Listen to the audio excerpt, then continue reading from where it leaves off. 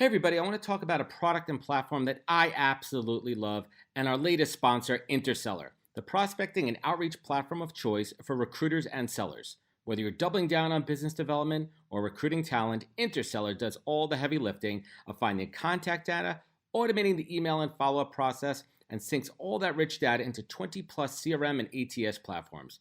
Reach out now and get going on a 2-week free trial and let them know you heard about it from Adam on the podcast today.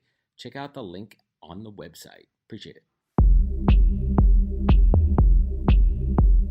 Welcome to the podcast, where we introduce you to incredible humans who share their journeys with the mission to inspire you to harness your own inner tenacity to drive your life and career forward. And now, your host, Adam Posner.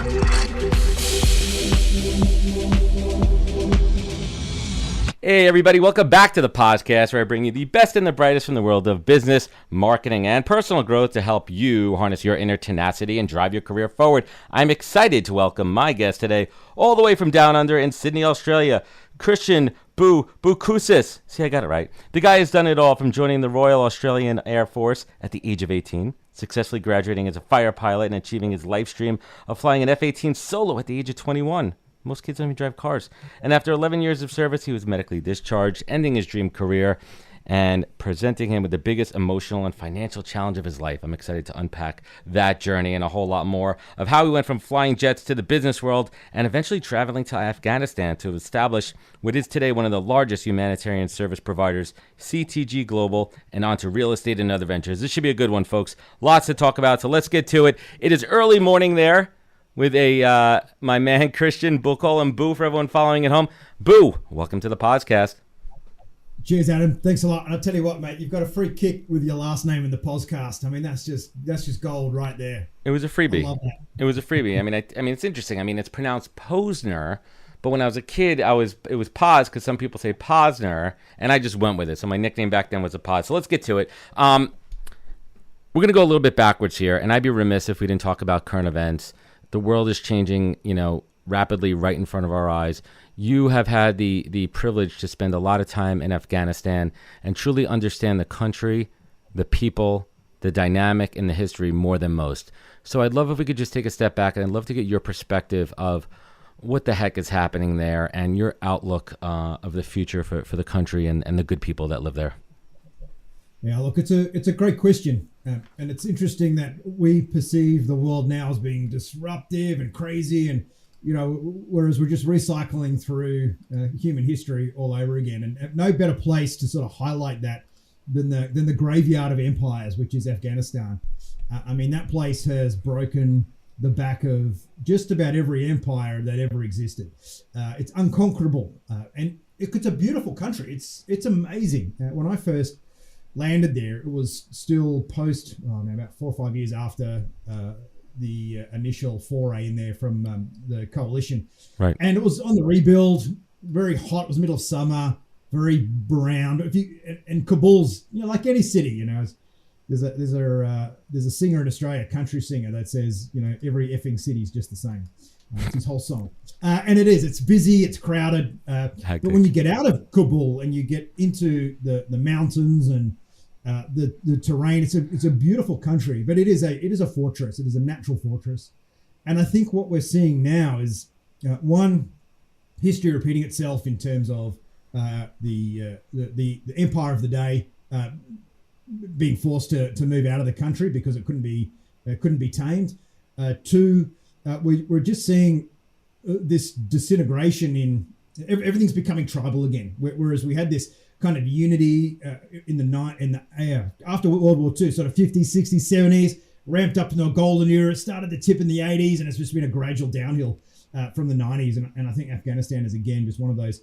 It just highlights how complex it is for anyone to get involved in another country's politics. Even if it's well-intentioned, right. It's just hard because people are people. So when you talk about how do you feel when this is all going down, I feel like it was inevitable. And I just thought it would happen 10 years ago. When I was there, 06, 07, 08, 09, I thought it was just about to go bang back then. It felt like it was on a precipice. It's a powder keg. Some great work.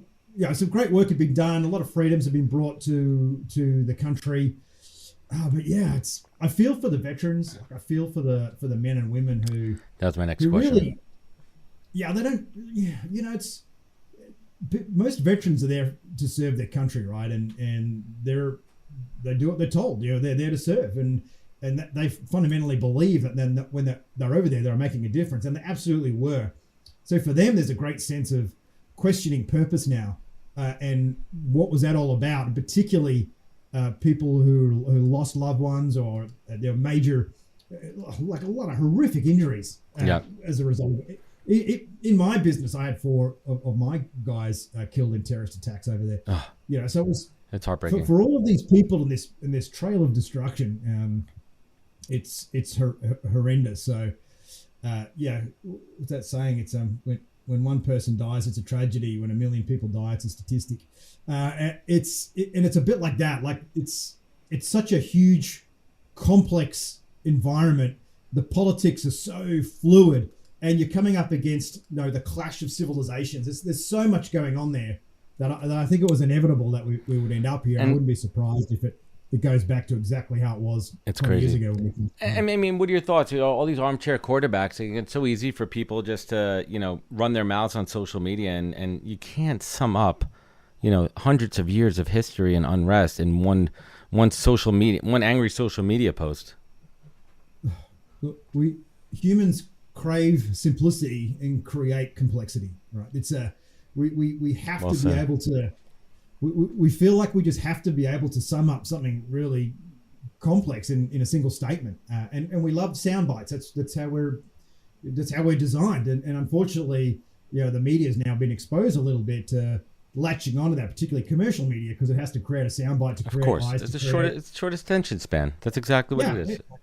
Completely. Is anyone going to go back and you could write theses and spend an entire lifetime as an academic looking at the ins and outs of Afghanistan? I mean, it was only when I was there, I was talking to people who were American, Australian, British. They were over there in the 70s and they never left, and they were literally Afghans, because back then in the 70s and the 80s it was beautiful, and there were trees everywhere, and everyone could smoke their opium pipes and do whatever you wanted to do. It was like hippie central, just liberal. And it's just. There's all these little hot spots around the world that are a confluence between these different religions, different cultures, and they just end up, it just ends up being a point of conflict. It's a bit like when you go from a nice suburb in a city and you gradually make your way out to They call that crossing the other side of the tracks here. That's what we call it. We call it the other side of the tracks here in the States. So let's hit the rewind for a button. At what age was that first spark, that first passion to say, I want to fly jet planes? I think I was about 5 or 6. So it's interesting now as I'm in my mid 40s and I look back, and one of the things I do is help people try and comprehend, what their purpose is, or what is purpose. What their why. Simon says their why. Find your why. Yeah. I found it when I was 6. So I just never, ever had that journey. I see the benefits of it because it made life really easy, because all I had to do was do stuff to fulfill. Focus on that goal. You knew since you were 6. But what was it at the age of 6? Was anybody else in your family fly planes? Was it just this? You were enamored with the speed, with the jet fighters, with the action. What was it? Yeah, I think where we lived was we were in between 2 airports, like a little airport where small planes flew, and then the military base where F-111s back in the day used to fly over. So that was part of it. And then Dad took me to an air show over in when I was 6, went to this air show, and I think it's a very visceral experience when you're that small and you're moving around these huge pieces of equipment, and they're flying. Back in those days there were no rules, so they were extra low, extra fast, and the smell of the jet fuel, the pilots, the flight suits, the colors, everything about it was just like, wow, it's like being dropped in the middle of a Star Wars movie. This would be cool to do I don't know if I thought I want to do that as a job. I just saw it all, and from that day onwards, I just did everything I could to be a pilot. And so what it highlighted to me was, with purpose, you do things that you wouldn't normally do. You know, every step along the way there, from a kid all the way through, everyone knew I wanted to be a fighter pilot, right? So whenever they came across anyone who happened to be a fighter pilot or could influence my career, they would always say, oh, I know a young kid who wants to be a pilot, and get their phone number, and I'd meet a fighter pilot here or someone else there. Early networking. Trips out to the base. I'd go flying in an army helicopter. I'd spend a week on work experience, and my whole life I was constantly getting immersed in that environment because everyone knew, my nickname was Bomber back then. It's a good one. So would you say that Top Gun had a big influence in your life? I was already all in before Top Gun, but it was definitely nuclear fission when that. Oh, I mean, it was a perfect storm. They're working on the sequel. I think the sequel is set to come out, and I don't know. We'll see how if they don't bomb that sequel. You know, we talk about sequels all the time, but you know, when you talk about that journey, it's. You know, we're kind of summarizing it here, but there had to be challenges along the way. What was that? Listen, your career trajectory into the Air Force was set from an early age, but what was that first big stumbling block, that first big roadblock that hit you in the face, where you really faced an obstacle that you had to overcome in that journey to being a fighter pilot? The first one was getting knocked back the first time to go to our military academy and get a degree before you become a pilot. So I still applied for that during school, and they said to me, "Oh, look, do you really want a degree or do you want to just fly?" And I said, "I want to just fly." And they're like, "Well, I don't think this is for you. Maybe unlike the US where everyone has to go to college, in Australia you can just be a pilot off the street, right? Really? So why don't you apply next year to be a pilot?" So that was the first one. It was like, it would have been nice to have just locked that away, so I could have just gone straight to the academy from school. So that was the first one. Then the second one was my eyesight was marginal. And this is again where purpose conquers everything, purpose and commitment. So when I went to get my eye test, the ophthalmologist said, "Oh, look, you're probably just on the side where you need glasses." And I was devastated, and I was like almost in tears. And I said, so close. I was like, "Man, really?" And he goes, "Well, how badly do you want it?" I said, "Look, this is my life's dream. All I want is to fly fighter jets, nothing else." And he goes, "I'll tell you what, I'll just sign you up as if you've got perfect vision. Then after you're in, make sure you go and get yourself a pair of glasses." That's a good guy right there. So there's a black and white. And every time I hear someone tell me that there's a black and white reason, or the government says this or the rules say that, human nature conquers all of that. There's a way. There's a way. If you're passionate about something, it's infectious. For that guy there, his win that day was bending the rules ever so slightly to help someone achieve their life dream. I mean, so he's had a win. I've had a win. I ended up being a fighter pilot. Air Force had a win. So we just interpreted the rules there. Right? That's a great story. And just to give everyone, how rare it is what you do. So you're one of only 400 pilots trained within a 38-year period. That's pretty finite. So our entire Air Force fits on one US aircraft carrier, right? So that's how small we are. No, I love it. And what would you say, is whatever you could share, what's one of the craziest stories that you've had while up in the air? I mean, I assume you've had some pretty close calls. You've had a punch out. Yeah, we're lucky in Australia. We haven't had anyone eject from a jet for nearly 30 years. I mean, well, I'm asking. There's a difference, obviously, in the simulators. Yeah, no, there's always interesting phenomena. The thing I used to love doing in the aircraft was climb up to its operational ceiling as high as you're allowed to go, which is 50,000 feet, and it's at that height during the day the sky starts to go purple, like you can maybe just convincing yourself, but you can see a little bit of curvature and almost in space. Yeah, almost. Well, you're Branson level. Maybe Bezos level. I don't know if you're Branson level yet, right? Not, yeah, a little bit more. But yes, that used to be really peaceful, and give you this huge perspective on things. So that was pretty cool. Other amazing phenomenon is St. Elmo's fire. So as you fly around near storm clouds, those big balls that put out electricity, and you put your fingers on, and it goes, your canopy, the aircraft could turn into that. You could put your fingers on the canopy, and all this electricity would come through the perspex, which was pretty amazing, particularly when you've got live weapons on board. with electric fuses. And probably something that's given me perspective in life as well is I had 4 near misses. nothing to do with me, just but by the grace of God, where 4 other aircraft almost ran into me when you're traveling at 1,000, 1,200 miles per hour, and every time that happens, you're like, that could have been the end right there. That literally could have just snuffed the whole story out. Quickly. And every time that happened, it always made me think, you've got to squeeze as much into every day as you possibly can, because when it's over, it's over. There's that finality. But is that adrenaline rush part of it? I mean, listen, there's a certain type of breed of people that fly fighter jets, right? Would you consider yourself an adrenaline junkie?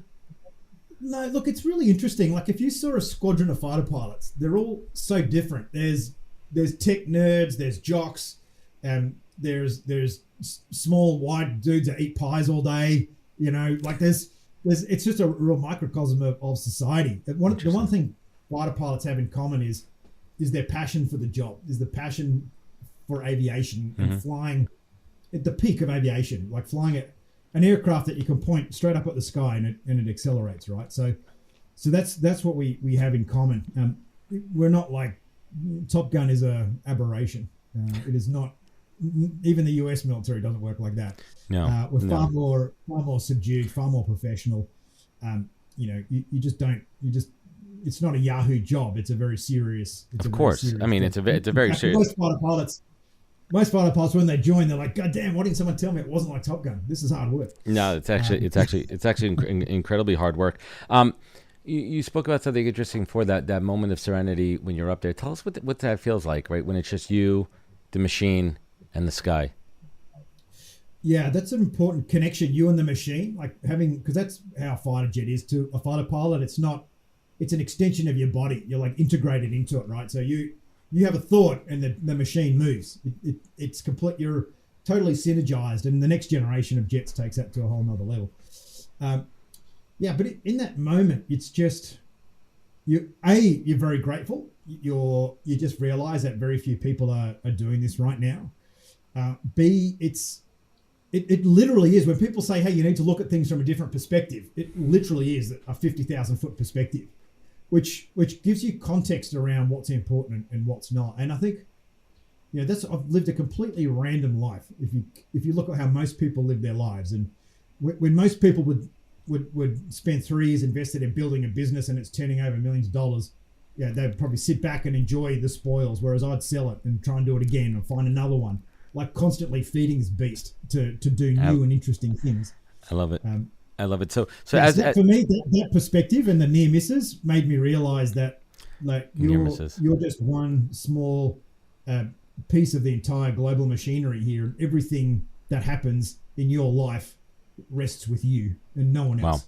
Wow, that's powerful. So just to kind of transition out of this into the business world, before your medical discharge, what would you say, looking back on your military experience, is one of those key lessons that were really fundamental for your future and current success in the business world? Action aligned to purpose is what it all comes down to. You've got to have an emotional connection, which is, I like to call it, you've got to have the artistic side. You've got to be able to feel like there's a certain romance or connectivity to your job. Because even being a fighter pilot, it's still work at the end of the day. And it's just, after you've done it for a while, it's the same thing all the time. But you can always go, but what else is out there? I'm flying this aircraft. I get to get above the clouds when it's a bad day. I'm in service to my country. There's really not many bad things about this. So, just get on with it. Again, it goes back to perspective. Is action. Planning's great, but planning only to a point. You've got to do stuff. And what fighter pilots do is think fast, right? And the biggest lesson I've learned, particularly as an entrepreneur, is the ability to be ahead of everyone else, to think faster, to process things quicker, to adapt. I'm talking to you now. I used to be a live keynote speaker, and I'm talking to you now. I've taught myself how to do it, how to build an online broadcasting studio. I've got lights, cameras, green screens. I've learned all about mixers, mics, you name it. I wouldn't have known any of that 12 months ago. So the ability to go, here's the problem, find the information and solve it quickly. And that's something that we learn. It's called situational awareness, right? I love it. And situational awareness is to say, hey, I need to get here. I don't have the knowledge right now, but I've got to go through a conscious process to create the knowledge quickly to deliver an outcome. So would you say that your training and your background being a fighter pilot made that transition a lot easier to civilian life versus some other folks in the military? I think it did in hindsight. At the time, it sucked.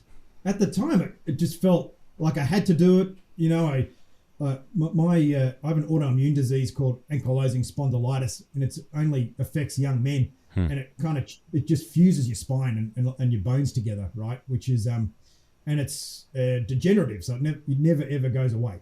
And it's genetic; you just inherit it from your family. So I knew the cockpit wasn't going to be a future for me.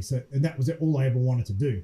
So I guess the second thing, I never went to combat as a pilot, so I felt like I had a bit of a hole there in terms of, again, at that time in my life, I felt like we need to help Iraq, we need to help Afghanistan, we need, right. Whatever the politics right now, we need to rebuild the place. So my first company, CTG Global, was all about rebuilding. And when I started my first business, I had a really good mate of mine who I met in England when I was over there flying. And he and I got really drunk one night and made a commitment to each other to start a company one day. And I came back to Australia, he stayed in England.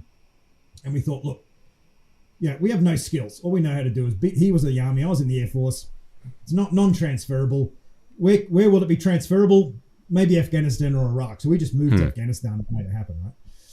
And it reinforced something to me that I always look at when I'm in business now is you've got to be in a market where supply is always going to be less than the demand, because people transact quickly, things happen faster, there's a real need for what you do. And what I thought about, in the first world being in business versus over there was, over here everyone does everything. Like I don't know how to start a beauty label and start selling makeup. I don't know how to get into high-end fashion, or right.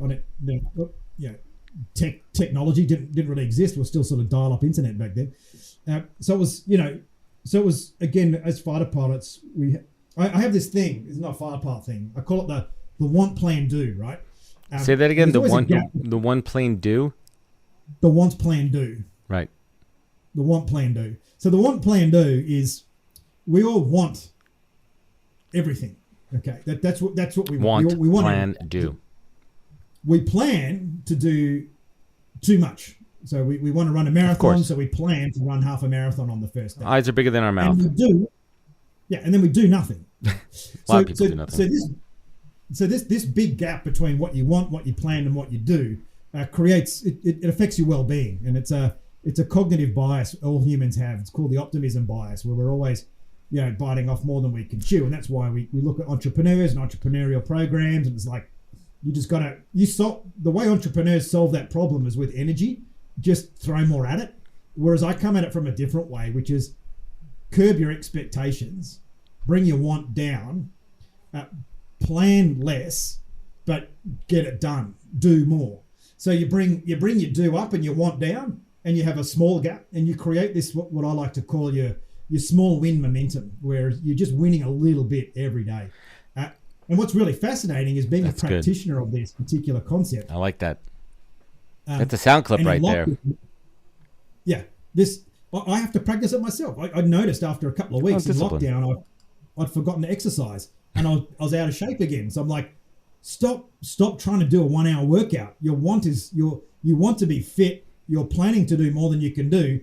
And then you make it bite-sized. Do what you can. It's too hard. Listen, you have a newborn. You got to be mindful of that. So let's talk about going back to your time in Afghanistan, even before committed to Good Global. Tell us a little bit of what that was about when you decided to create that and the affiliate with the United Nations, how that came about. Yeah, so we originally went over with an aspiration to be like a security company to help out, because that again just played to our strengths at the time. We knew sort of security in a war-torn country, but very quickly what we identified was that wasn't the issue. The issue was with the people that we were protecting, the implementation agencies from the UN. So we sort of changed a little bit, and we started to talk to them about, why don't we help you actually do your job is, rather than just protect. We'll protect you as well. We'll do all of it. We'll secure ourselves and do the job. What do you think about that?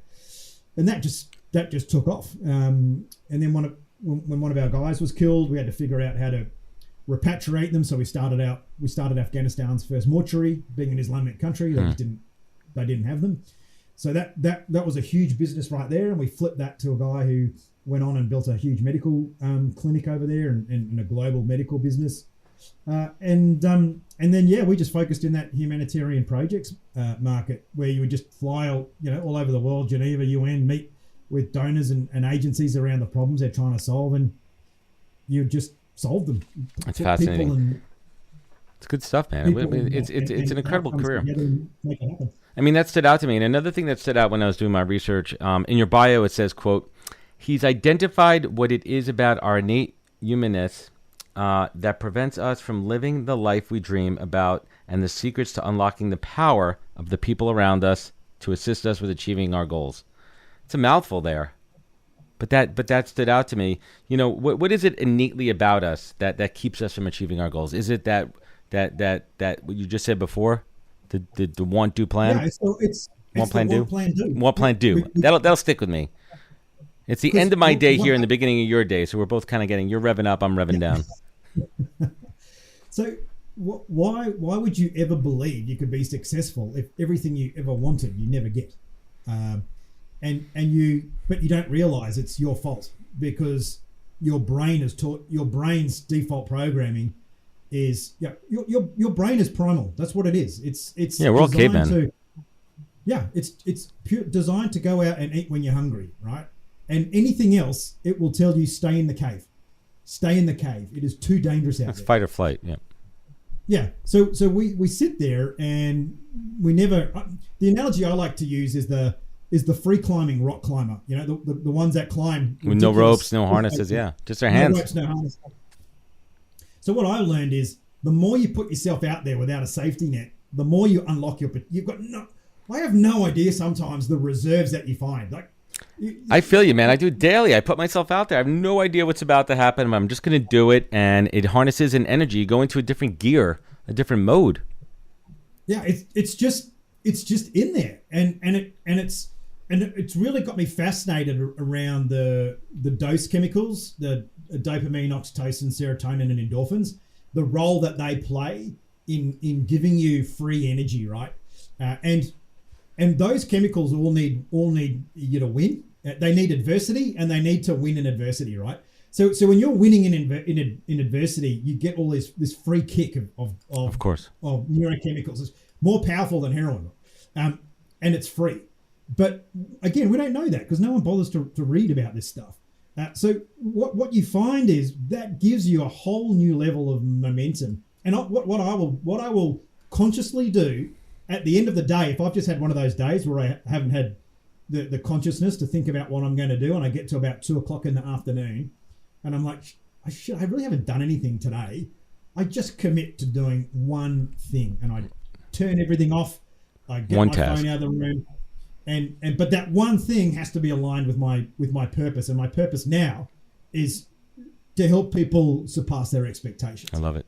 I need marketing to do that. I need a good website. I need to create content. I need to read a book. I need to research and just constantly do something that fulfills that purpose. That's good stuff there. Boo, let me ask you, what's this flex method that you teach based on the principles of the Air Force? I mean, they've been doing it for 60 years. How do you apply the flex method, which is, from your time in the Air Force to now in business? Tell everyone a little bit. Let's break down this flex method. Is it an acronym?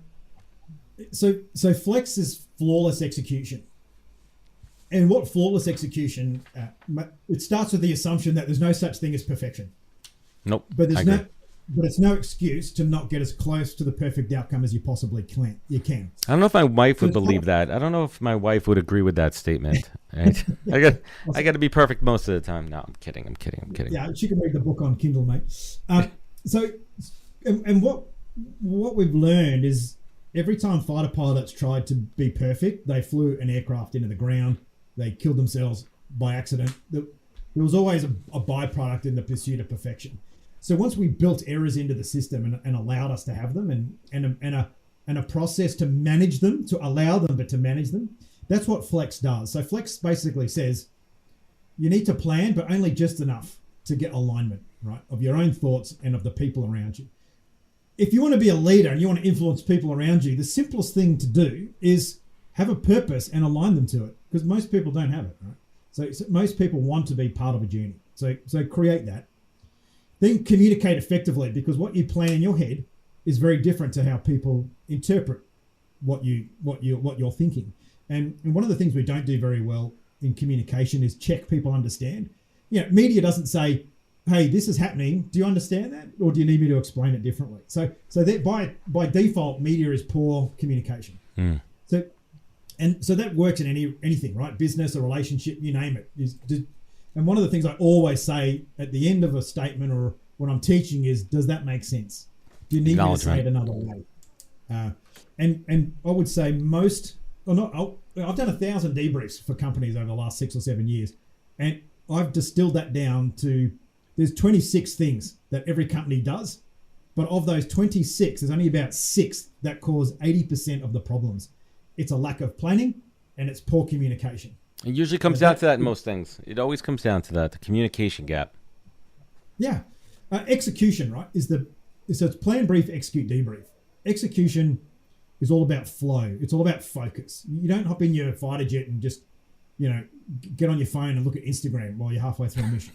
What do you mean? No, I'm not on TikTok. You don't listen to music. 45,000 feet looking at TikTok. Yeah, none of that. It's complete focus on execution of the plan. Right. And when we execute the plan, we know that's going to change minute by minute when you're flying, right? So the plan is just enough to get the ball rolling, and then you figure the rest out while you go. But the most important part of the Flex methodology is the debriefing piece, which is an open and honest appraisal of your own performance. So it's self-radical candor. Yeah. Where did I want to get today? What did I plan and what happened? And you have a proactive conversation to figure out how to close those gaps. Bring your expectation down and bring your execution up.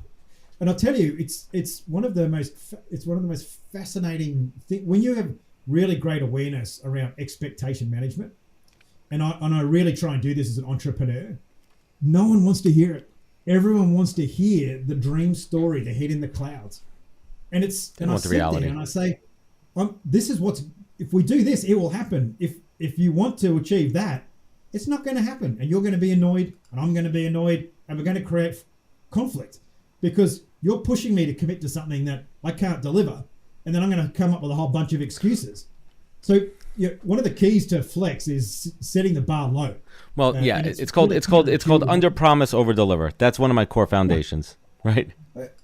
And I've got this new practice of thought now, which is it's only really kind of 6 months in its genesis. It's called deep performance, which is high performance always talks about having a stretch target to strive to push people harder, but not to ever achieve it. And I sit there and go, well, that's great for the 10% of the planet who are masochists and they love to just kill themselves, feed their pain by never achieving that big goal, but relative to everyone else they do really well. So why don't we create a world of deep performers where we unlock these neurochemicals by winning every day, just small things. I love it. And everyone's happier, everyone's more content. And 90% of the population gets a hell of a lot more done than 10%. Right. So how do you put that into practice? How do you execute on that? Because I agree with you. I'm a big believer in micro wins, right? And I talk about it. One of my mantras every morning when I start my day is plan your work and work your plan. And there's parts of my day that are tactical. There's parts of my head in clouds. Some days, clouds and dirt. Some days I'm in the dirt. Some days I'm in the clouds. Sometimes I'm doing a little bit of both. But every day I have my task list. Old school, I'm writing it down. And if I accomplish, at least half of these, or if I accomplish more than them, at least I'm getting things done. And those are micro wins. And those micro wins, to your point, are reducing those chemicals that keep me going for bigger, better, and stronger. And that's so. What you said. It doesn't matter what you do. The fact you're bringing consciousness to it is what's important. The fact you're thinking about it, and the ability to think critically is in rapid decline. Short attention spans, it's killing us. Yeah. No one thinks about anything. People just and that's the real downside of customized feeds and Facebook algorithms are killing us. They're killing us. So let me ask you, with all the different types of businesses that you've been involved with, from the humanitarian nonprofits to real estate development and more, how do you decide? What's this thought process of whether or not you want to get involved in a new piece of business, especially if it's a completely different vertical? It has to be disruptive. It has to be. I'm really bad with authority. I was bad at school. I hate doing things the way it's being done. I will never ever go anywhere and say, oh, that's a good way of doing things, even if it is. I'll just always ask why. Why do we do it that way? So with the humanitarian projects business, it was to deliver. Where was the gap? The UN couldn't deliver services in dangerous areas because they had duty of care obligations to their people. So we could fill that gap, right? Because we understood that risk. So it wasn't risky for us because it was our world. So there was a gap there. We filled it. In construction, it was building buildings quickly. So what we did was we worked with a builder to create a technology that you could build the building in a controlled environment in a factory and put it up in a crane. You could build a whole one floor of a high-rise building in a day. So we built a 17-story tower in 11 weeks, which is a record. So that was disruptive. The construction methodologies. Then it was publishing, and publishing was about how do we take a print magazine and turn it into a digital publishing business. And I knew nothing about digital, so that was, and I wanted to learn about digital. It was an aviation magazine, so I loved aviation, and it was the magazine I read when I was a kid and put all the posters on the wall. So there's a lot of purpose with that one, and it was going out of business. So everything. And because it was different, and because I had to prove to people that it would work, that kept me motivated. And now I'm probably at the most challenging phase of my life, which is trying to share that with other people to help them do it. And I've never done that before. I've never been a coach or that's a challenge. Been a thought leader. Yeah, you're always yearning for that challenge. You share a common motto with one of my former guests, United States veteran Army Staff Sergeant Travis Mills. Quote, "Never give up." Why do you think that saying is so prominent amongst those who have served or currently serve? Because if you do, someone's going to die. Simple as that. Motivator. Yeah. Death living is a huge motivator. Yeah. And it's really interesting when I work in huge businesses. One of the challenges they say is there's no consequence for poor performance here. There just isn't one. And I came from an environment where, poor performance equal terminal outcomes. My never give up though was never give up on your dream, because for me it was a poster of a stork on a wall with a frog wringing its neck, trying not to get eaten, and it was a poster that said never give up. And that to me was never give up on your dream, because every single day you're being assessed. You're being assessed on how you eat, how you march, how you fly, how you do ground school, and it's relentless pressure and a microscope on you. And no one ever says good job ever. All it is okay, here's what you need to work on tomorrow. Here's what you need to work on tomorrow. Here's what you need to work on tomorrow. And it's just relentless. And it's almost like I used to constantly think in my head, it goes, the best person for this job is a robot. If you were a robot and you had zero emotions, you'd be an awesome fighter pilot. And the guys who were awesome were very emotionless. So I learned about this. You got to take the emotion out. You got to take the emotion out of the equation. For me was on the days when I didn't fly well, on the days I didn't feel like studying, on the days I just didn't feel great. I just had to. I looked at the poster, I opened my books, and I just got on with it. And as you know, mate, the thing about focus and work is just get started. Just sit in front of something. Action. Just start. Your brain will slowly get into gear. I talk about this all the time. The ideas are nothing unless you execute on them.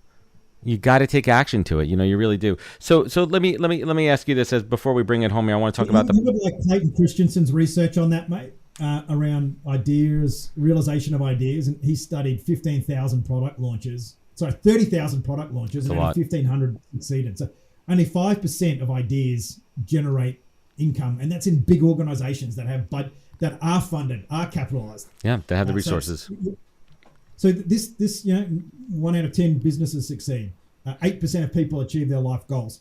Success is a really small statistic. Interesting. Let's talk about the podcast for a moment there, The Few. And I believe, and correct me if I'm wrong, the name of it comes from, the few who make it through the Air Force training, correct? Is that where the name comes from? It's Genesis is fighter pilots in the Battle of Britain, and Winston Churchill said, "Never in the field of human conflict have so many, the population of England, owed so much to so few." The fighter pilots that kept the Luftwaffe away. And what the theory is this small percentage of people that actually have a disproportionate effect on the planet, right? So I had a theory, and I just got the brand The Few, and I went, well, I wonder if there's some legs to this, and I thought, well, let's go to the podcast and let's see if we can find these people, and that's what started it. And I'm a huge believer that there are just a few, and that's just life, and a lot of people don't want to be that person, and that's cool. They want to have a job and have the jet ski and have a house and get their kids through school, and that's fine too. But there is a group of people, and we can learn. Anyone can learn from them and apply the lessons. So tremendous. So it was two-pronged. One was to bring their stories. The selfless side was to bring their stories to a broader audience, and the selfless side was to learn from myself to see if this theory actually held water. Yeah. What have you learned? And I love asking fellow podcasters this. What have you learned about yourself through the podcasting journey?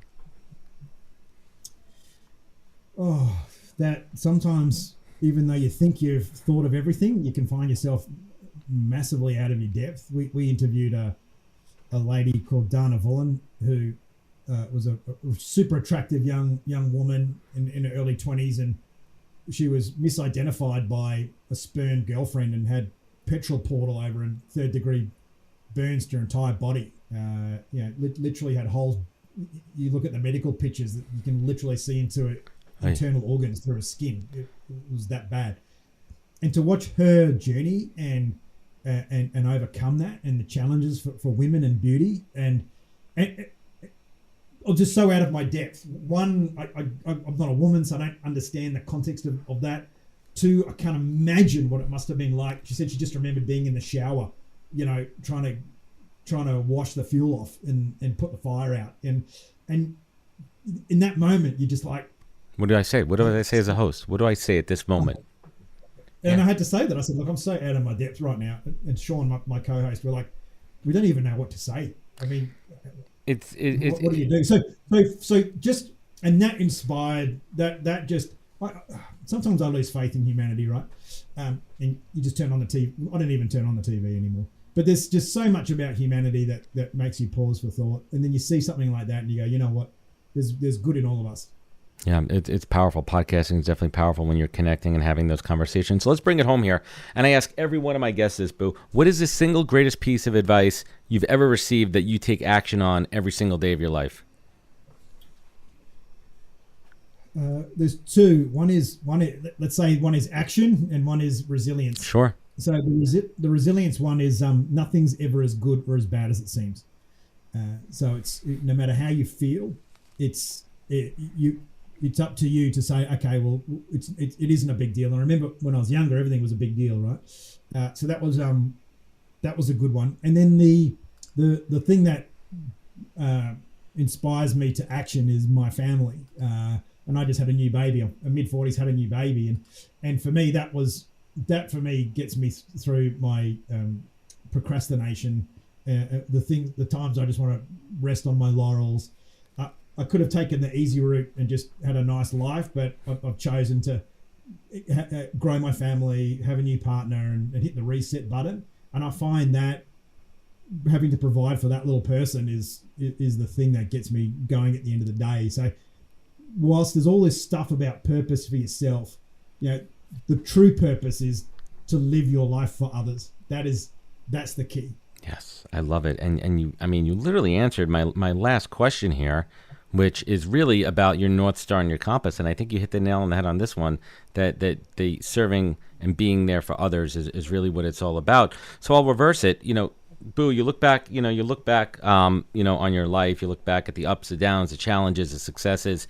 What is it that has pulled you through that? What is your superpower? What makes you different, unique, powerful, and one of those true change-making doers in this world? What is your superpower? I don't care what other people think. I just don't care. and I don't care about no. I don't care about can't. I care that they have an opinion, but it doesn't influence my decision making. If someone says to me yes, no, or it obstructs me to get to my destination, all I think is, well, I need to either influence this person and explain it better, or move around them. And the analogy I use is, you've got to be the water in the river, not the rock. And sometimes you just got to work your way around it. Your destination's the ocean. It's not to sit in the dirt the whole time, making problem for the water. Boo, I call that tenacity.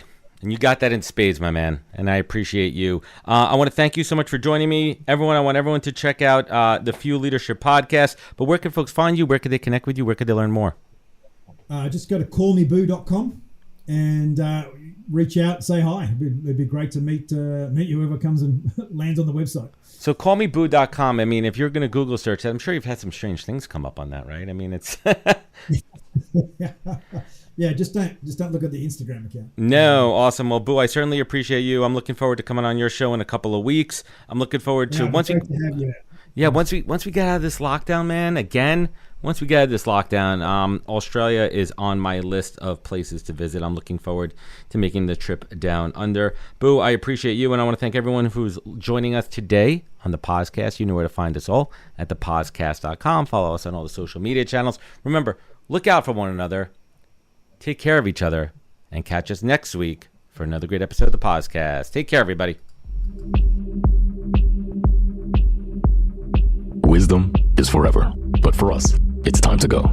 Thank you for joining us. Luckily, we'll be back with our next episode soon, jam-packed with more incredible humans. Thank you for listening, subscribing, and sharing. To join the conversation, search the podcast on LinkedIn. And to catch up on past episodes and more info, please visit www.thepodcast.com.